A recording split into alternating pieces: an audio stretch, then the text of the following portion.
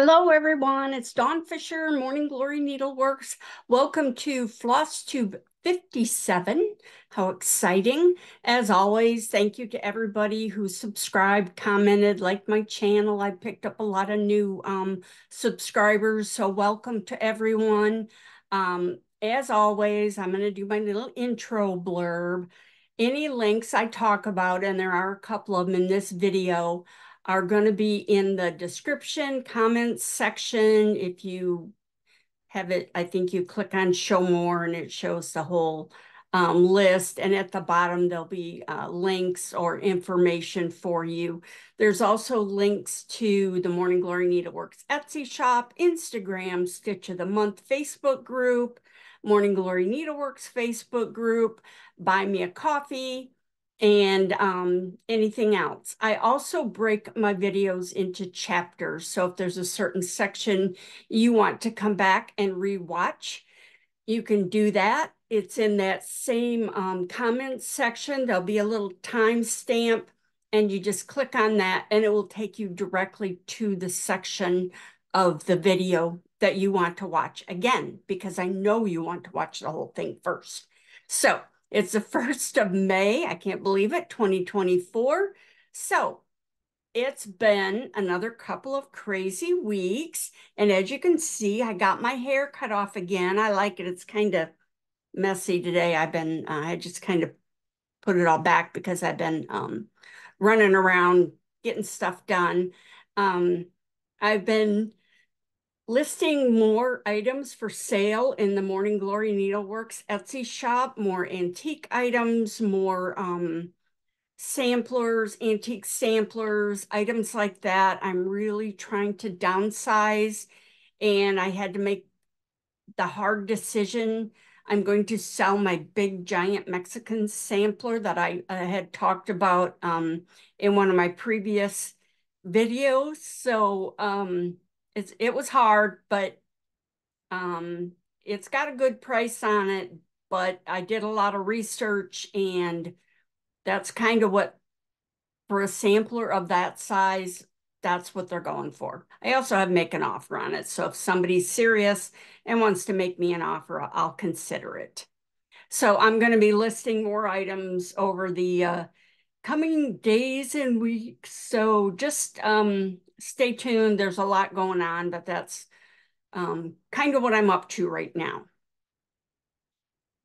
But I did go to the Sunshine State Stitchers Spring Fling in Cocoa Beach. Had a wonderful time. It was a fabulous retreat. I didn't take the class. I kind of wish I would have, because the project's really cute.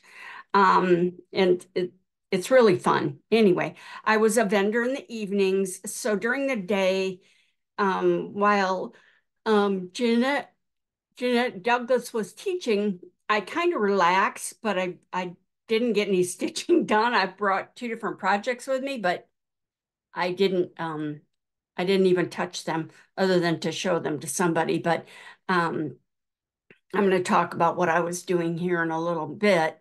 But even though I didn't take the class, I had a great time. I got to see lots of old friends, make some new friends. I had a new roommate that I had never even met her before, but we chatted quite a bit online, Debbie Waters. So we got along great, and maybe hopefully we can room together again at another retreat. Also, I got to eat meals with everybody in the group, so that was fun. We got to have breakfast and lunch together, which, as always, with all of Anne's retreats, the food was fabulous. We were at the Marriott on Cocoa Beach there. Well, it wasn't really on the beach, but I don't go to the beach anyway. So, but it was really different not being in the classroom when everybody else was taking the class. As I said, I kind of wish I would have taken the class. I love Jeanette Douglas, and I did get to talk to her. We ran into each other when we were checking in, and had a nice little chat with her. It was so good to see her again. I hadn't seen her in person in a lot of years. So I met her at a couple of different Stitchers Hideaway retreats and got to spend some time with her and Sue Donnelly after the retreats doing some fun things. We went on an airboat ride through the swamps here and near Kissimmee, Orlando area. So that's a whole nother story, but it was a blast. Anyway, so the vending section was only open Thursday and Friday evenings. We did open a little earlier than planned, so which was nice because then we got to close earlier. But sales were really good. I sold quite a few items, including many of the glass dishes that I had showed you a couple of videos ago that I had picked up at the flea markets. I sold quite a few of those, most of the new unusual ones that I had purchased. I sold some of just the flower frogs, a few of the salt cellars, a couple of the half dolls. I usually don't bring the half dolls, but because I had more room, I I did sell a couple of those. So, and I did sell two of my antique samplers. That's really hard. I sold the big one. I've shown it before. It was on perforated paper and it was a family record with everybody's birth and death dates. And so I sold that again. They're like my children, but I have so many I have to let a few things go. So, but I did splurge because there were other vendors there. So, I did Fabrics by Stephanie was there. And if you haven't used any of her hand dyed fabrics, you really need to try them. They're wonderful. This one is 36 count. It's an 18 by 26 piece. I don't know if you'll be able to see the coloring real well, but this is called Jamie's Kilt. So it's got the colors from, if you watch the Outlander series, it's got the colors that are used in I guess it's the Jamie Fraser, his kilt. But I just thought it was really pretty. I don't know what I'm going to do with it, but what's that got to do with anything, you know? And because I'd done so well and worked so hard, I decided I deserved a little treat. I also, Roveris was there, the two sisters from Italy. They were there vending. And so that was fun to get to meet them and talk to them. And at the end, I broke down. Like I said, I was trying not to buy anything, but they have the cutest stuff. This is a little pumpkin scissor fob. Isn't that just cute? And it's not a kit. You buy them like that. And it's just really cute. I have to get it on my scissors, but it's got a little button holding it in. But I couldn't resist. They had little red tomato ones too, but I decided to get the orange pumpkin one. And this, I've not seen one like this before. It's a needle book, but it's also got a ring for your floss. And it's got a little pin cushion on the front. Isn't that cute? And you open it up. It's got a little snap and it's got two places to put needles, and you can hook a pair of scissors on that. So it's like everything right there that you need. It's and I love the fabric, the little, oops, they're upside down. The flamingos, they had a lot of different fabrics, but for me, I really like the flamingos. And I just thought that was great because you could put that in your project. There's your needles, your scissors, and your floss. You can hang your bobbins or whatever you use. I use floss away bags, but you can hang that right there, and that's everything you need for your project. So everything's all together. So that was my kind of little treat to myself because I'm trying not to buy anything, but you know, sometimes you got to reward yourself. So other than that, like I said, it was a great weekend. I I didn't get to stitch much. I had thought about staying Saturday because the retreat was Thursday, Friday, Saturday. So Thursday and Friday were classes, And then Saturday was open stitching. So I could have stayed and stitched with everybody because there was room, but I had to get back on the road early because I needed to get home before noon. And it's about anywhere from 2.5 to 3 hour drive back all the way across the state. But I had to be back before noon to pick up Mama Kitty from boarding. If I didn't pick her up by noon on Saturday, I couldn't get her until Monday. And I really, besides the money, I really didn't want to leave her in boarding for 2 more days. She's kind of a strange, because she was a feral. She was a feral cat, and her and Glinda were really tight, and I always boarded both of them together. But now Glinda's gone. She passed away a few months ago, and I have to board Mama by herself because she can't stand my other two cats, which actually are her children. But hey, what can I say? But so it's hard, and I have to board her because she has to have medicine twice a day. And if I have somebody come in to feed them or take care of them, they will hide, and somebody else will eat her medicine because I put it in a little treat so she can eat it. But anyway, so she gets to go to boarding. She does pretty good, but she misses Glinda. It's hard on her. And I mean, she was a feral cat when I brought her in like 14 years ago, whenever it was, 13, 14 years ago. And she actually came and cuddled with me quite a bit and purred a lot, when I brought her home after she'd wandered around for a little while. So anyway, so it was good to have her home. It's good to be back home again. So I don't have any retreats or travel planned until the end of July, which is good because there are some really exciting things happening. I I don't want to jinx anything and talk about it.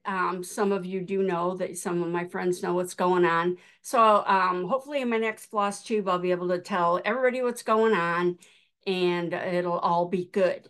Yes, good stuff. Now, on to the next thing. I've been telling, as I mentioned in previous floss tubes, I've been working on, where is it? Here it is. My 1809 sampler that I'm reproducing. I got quite a bit done on it, but I've kind of stopped working on it. I'm going to tell you why in just a minute. I know I'm kind of like, what is it? The dog and up squirrel. So I get distracted easily. But anyway, I do have, this is pages 1 to 3. The whole top is done all the way across. And I've started this section here. So I'm working my way across. This is another one of her brothers. You can't hardly see it because it's almost the same color, but this is John. There's hairs on it. Imagine that. So anyway, and then this has, you can barely see it. I don't know if I can, yeah, it's kind of hard to see, but it's got little flowers on this band here. So it's a lot of fun. I'm really enjoying it. I found my other magnifying glasses. I have like twos and a halves, threes, and a 5, which 5s are really strong. 5 times magnification. They're very thick, very strong. And I used to have to use those on the finer linen with my old prescription, but my new prescription is so much better. They did such a better job on the bottom part of the progressive.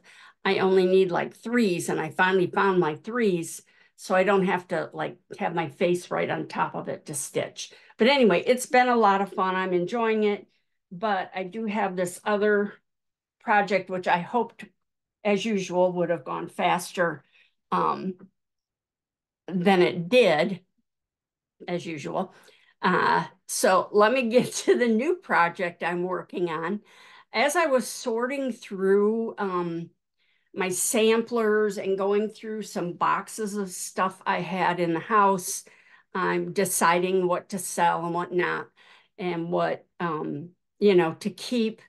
And that may change as time goes on. I found an old chart that I've been looking for. Now, this is my chart that it's a chart of an antique sampler that I own. And I've had this sampler probably since the 80s. So I've had this antique sampler for a long time. Um, so I actually have the sampler stitched. I reproduced it and stitched it, but I couldn't find the chart. I couldn't find it in my computer files, which pretty much everything is in some kind of computer file, because that's the way I've been charting since the 80s, really the late 80s, early 90s, using various programs.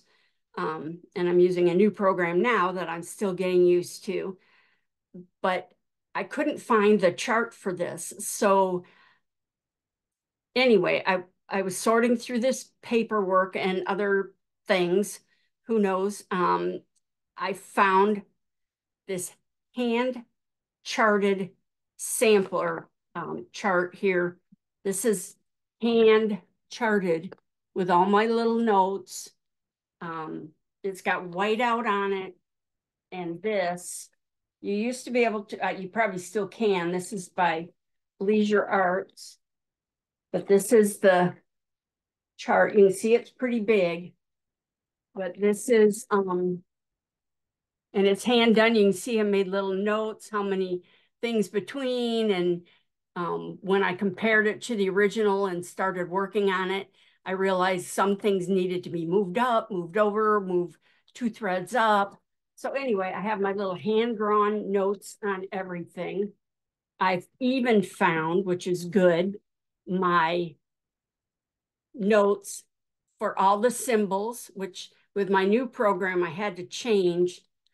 Some of the symbols were too much alike. I hate that when I'm trying to stitch and there's, you're stitching in one area and there's one symbol's this way and one symbol's that way. It's very hard to see. So I've been messing with all the symbols. These are all the floss colors. This is just DMC floss. My little notes, because this sampler has some unusual stitches in it. It actually has, she withdrew a thread and then wove in another, she withdrew a linen thread and then wove in, it's probably silk, but wove in floss to replace the thread. So it's pretty cool. It's really unique. Let me find, what did I do? There she is. Here she is. She's all wrapped. I have her wrapped in muslin here, and she's stored in an acid-free box. But this sampler is by, her name is Fronica. It says Fronica Nislerin, or it could be Nisler or Knisler, because it's Knislerin. And I'll explain that also in a minute. Her first name is Fronica, which I have found kind of translates to Veronica. And this is from 1800. Excuse me. This is 40 count linen. And I thought maybe it was Dutch. But if you can see down here, here's where she's withdrawn some threads. There's also some, trying to get it in the light there, in the light here. Oops, so you can see it better. This is some Fling Bargello stitch. She's got like 3 rows where she actually pulled fabric threads out. It's really pretty. It's got this heart in the center. And I didn't really know much about it. And because I probably bought it near or around Holland, Michigan, where I lived until I moved to Florida, I thought maybe it was Dutch, because I do have a Dutch sampler. But I know the online sampler hive mind. So I posted pictures of it, and posted pictures on Facebook and Instagram, and counting on the more knowledgeable sampler people to give me the answers I needed. And as usual, they did not disappoint. So I got several replies. So this is what they said. It said it's probably Lancaster County, Pennsylvania. Her last name would have been Nisler, Knisler. The IN in her last name, see her, if you can see, it's kind of rolled up here. I don't know if you can see that. I'll show it on the other one, on the reproduction. So the IN was like the feminine version of Nisler. So Nislerin was like the feminine version. Now the central motif has, hold it way up so hopefully you can see it. I'll show you on the reproduction. Has initials around it. It's actually a word, and it spells, it's German, so I can't pronounce it. Edelherz, Edelhertz, which transfers to noble heart. Usually it includes the first letter of the German saying OEHBDDE, which around the heart, and that translates to, O noble heart, consider thy end. And she also referred me to Tandy Hersh's book on Pennsylvania German samplers for similar examples. So I did some research, and I found the book. Unfortunately, the book is out of print and has been for many years. It was published in 1991, so it can be very expensive, anywhere from $100 to $200, which, you know, it's not crazy outrageous, but more than I wanted to spend right now. So I did find one vendor on eBay and got it for much less, way much less than that. And the book should be here in a few days. So hopefully by the next video, I'll be able to show you the book and maybe talk a little bit more about it. Also, someone else replied and said, this is a Pennsylvania German sampler, most likely Mennonite. Check the, I'm really going to slaughter this one, Schwenfelder Museum and Library and the Pennsylvania German Mennonite Heritage Center. And she also provided a link to this museum and library, and I am putting that in the comments section. I'm also putting the information on this book, the title, who published it, the year, the ISBN number, so you can look it up. I just put it in search. I found one on Amazon, but I think it was gone. But again, they were a lot of money, hundreds of dollars, $150. So this is my reproduction. So it's much easier to see. I did it on a lighter linen, and I stitched this many, many, many, many years ago. So down here at the bottom, you can see here's your flame stitch. And she didn't finish it all the way across. And I'm pretty sure the sampler is not finished. There's a partial motif here. There is one little eyelet floating out in the middle of nowhere. Here's one initial. Here's this central, the heart, the noble heart. And you can see, I thought it was initials around it, but it's actually the words for the Edelhertz, noble heart. And a couple of the letters are backwards. I think just this E is backwards. So, but it's a really pretty sampler, and it's fun. It's got a lot of alphabets, a lot of cute little motifs, some hearts floating around. This section is really pretty. It's just like two shades of green, and these are where the threads are withdrawn and then rewoven back in, and it's like a pale green and a pink. So but this is, I think I did this on 36 count. The original was 40. I'll have to check. It's like I said, I don't even remember when I did it. It's been many, many, many, many years ago. Um, but here's the date in 1800. And there's really no other specialty stitches, just this, the one little eyelet floating out in the middle of nowhere, these rewoven stitches. One of the problems I'm having is I told you I got a new laptop and I can't transfer over the program I've used for 20 years for my stitch diagrams, my wonderful stitch diagrams.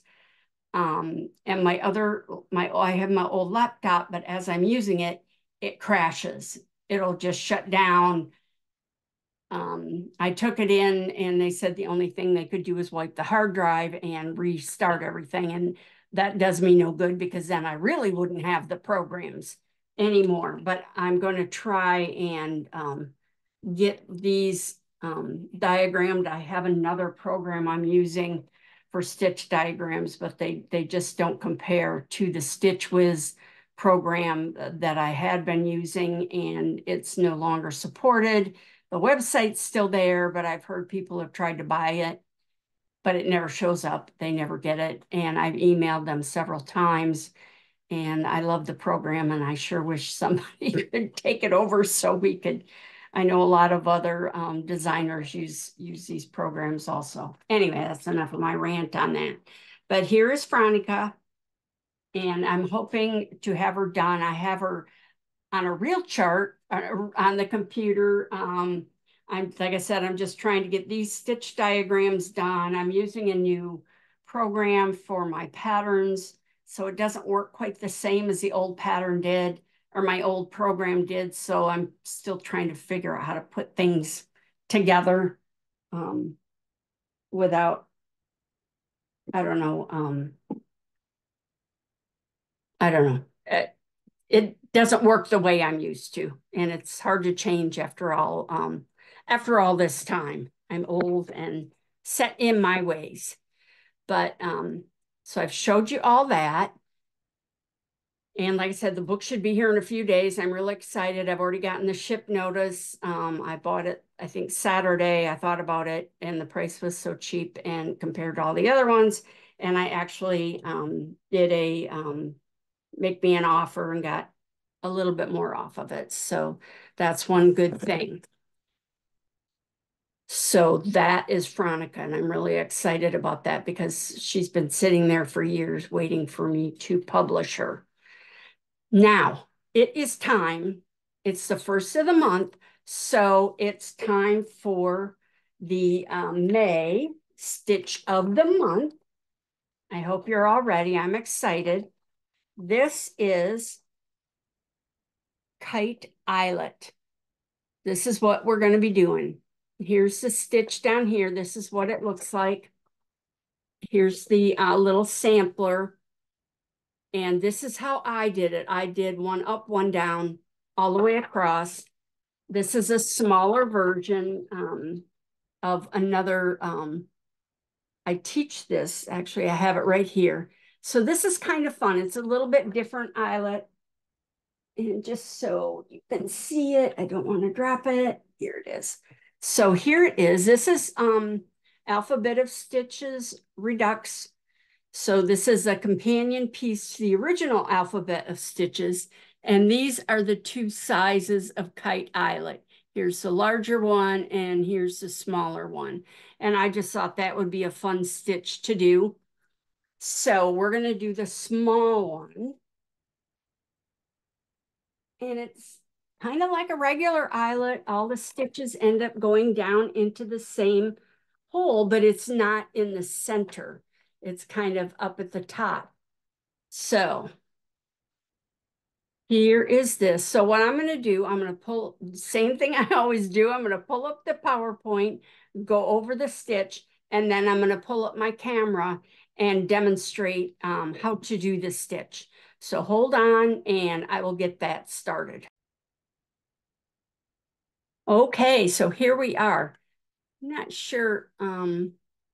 I know on my computer, I have a little picture of me up in the corner, and I'm sorry if it covers up part of the stitching. I don't know where it shows up on your, oops, on your screen. So anyway, for me, I'm going to move it down. But so what you're going to do, you're going to start in the center top here. Now this stitch is 6 threads wide, 6 linen fabric threads, and 8 high. So it's an oblong stitch. So you're going to, from the edge, top edge, you're going to count in 3 threads and come up at 1. Now I've only numbered the up part because they're all going to go down into the same center hole. Or it's not a center hole, but the same hole. So you're going to come up at 1, count down 2 threads, and go down. So that all the rest of the stitches are going to go down into that same hole. So next, you're going to come up at 2, which is 1 thread to the right of 1, and go down in the same hole. Come up at 3, which is 1 thread to the right and 1 thread down from step 2, and go down into the center hole. Come up at 4, which is 1 thread to the right, 1 thread down from step 3. That stitch goes over 3 threads. Now we're going to start doing longer stitches. So you're going to, from 4, you're going to go down 2 threads and 1 thread to the left, come up at 5, go into the center hole, and then follow the diagram all the way around to complete each stitch. So then what I did, if you look down at the bottom left, that's your chart. So what I've done is I've turned every other stitch upside down. So the first stitch is like the diagram. Then when you go to do the next stitch, you're going to flip your diagram upside down. And this is the way I did it. I've stitched it. I have my sample here. And then you're going to come up at 1, which is 6 threads to the right from step 7 in the previous stitch. So I'll demonstrate all this and hopefully it will make sense to you. It's a fun stitch, and once you get the rhythm, I didn't even really have to hardly look at the diagram after I'd done a couple of them.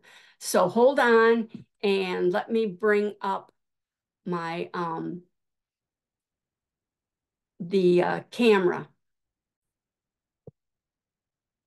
Okay, so what I'm going to do now, I'm going to get up out of my chair, move stuff out of my way. I have so much stuff down here that I was showing you. Move, move. Okay, so what I have here, this is where I'm going to come up. Find my spot here. So this will be step 1. Actually, I'm going to move up just a little bit more. Boy, it's kind of trying to get some bright light here. I wonder if it's better without the light. Nope, that's pretty dark. Just trying to make it bright enough so you can see it better. And straighten my thing out. Okay. I figure out where the heck I'm at here. Oh, a little bit further over. There we go. Down. Okay, I'm not real organized today. What can I say?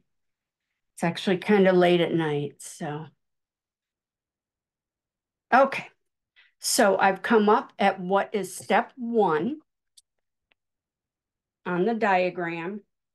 I'm going to count down 2 threads and go down, and that is going to be the center hole. So that is where everything is going to go into that same hole. So step 2, you're going to come up 1 thread over from 1 and go down into the same hole.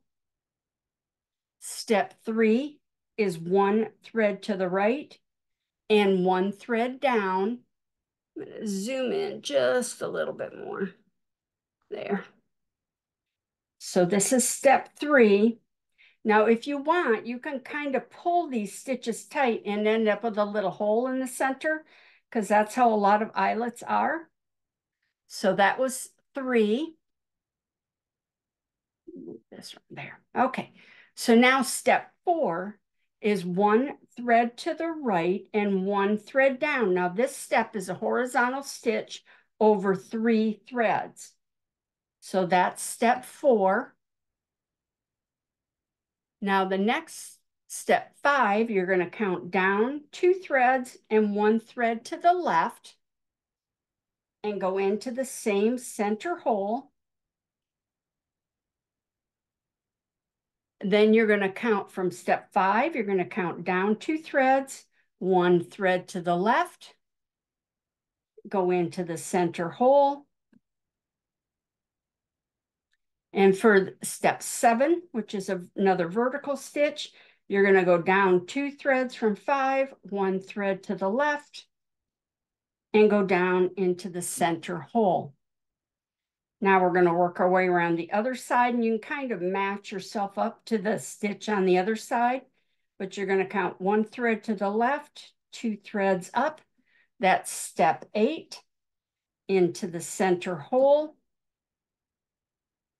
And then you're going to move over 1 thread to the left, 2 threads up. That's step 9, into the center hole, which is getting pretty crowded. So when you're working on linen or something, it will kind of loosen up and open up. I'm working on plastic canvas, so obviously the threads don't loosen up. So now I'm going to do step 10, which is again a horizontal stitch over 3 threads. So I'm going to count 1 thread to the left, 2 threads up, and go into the center hole. Now I'm going to do step 11, and I'm just following the same diagram you'll have. And again, oops, these diagrams will be available as a PDF in the Stitch of the Month Facebook group. So there we go. So there is step 12. Now, for the next one, I'm going to turn the diagram upside down. And from step 7 here, I'm going to count 6 threads to the right. 2, 4, 6. That will be step 1. Now, this is how I set these up. If you want to do them closer together so they're touching or sharing holes, you can. But this is the way I decided to set this up. You can do it any way you want. So there's step 1. And that's going to be my center hole. Step 2.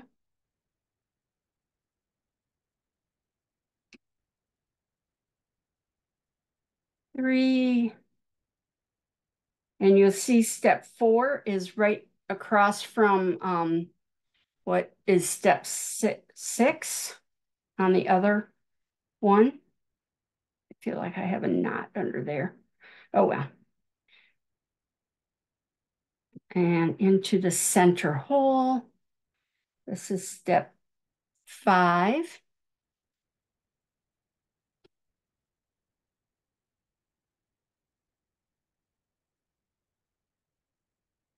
Oops. Step 6, which is going to be 2 threads over from step 4, so they don't touch. Now, like I said, you could move them so they do touch if you wanted to have more stitches all the way across. So this is 7. And you can kind of see where it lines up with the stitch across from it. So that's 8.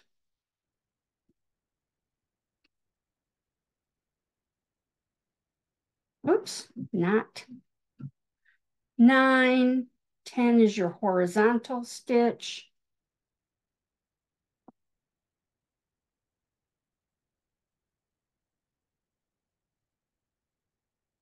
11 and 12. Oops, down into the center. So there you go. There's 2 of the stitches. So then when you go to do your next stitch, you'll turn your diagram right side up, count over 6 threads, 2, 4, 6, and then that will be where your 1 stitch will start. So let me come back to me, and I will close this down.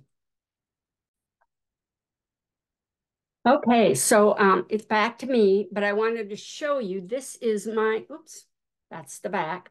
This is my sample here. And I did it in the dark green. This is the Sulky I'm using, and you can't see it real well. Trying to get it in some light here, but it's a little bit variegated or over dyed. It goes from like a medium to a dark, dark green, but it's a fun stitch and it worked up pretty quickly. I just sat down and quick like stitched it up. So again, these will be available as PDFs in the Stitch of the Month Facebook group. There's a link again in the description. So you'll be able to go to that. Just ask to join the group. Be sure to answer the questions or I won't let you in. And then you can download these. And I have all the stitches that I've done since the beginning are available in there. So that's it for FlossTube 57. Thank you to everybody again who has liked, subscribed, comments. I love all the comments. I've been getting a lot of great comments. Be sure to subscribe. My videos post usually on the 1st and the 15th of the month. That's what I shoot for. It doesn't always happen, but the 1st of the month is always, I do a stitch of the month. And that's why I set my videos to be on the 1st and the 15th and not like every Sunday or whatever, every Saturday or Wednesday or whatever, just so you'll know when the stitch of the month comes out. Be sure to join all the groups. Let me know what stitches you want to learn, or if you're having problems with a stitch, maybe I can help you.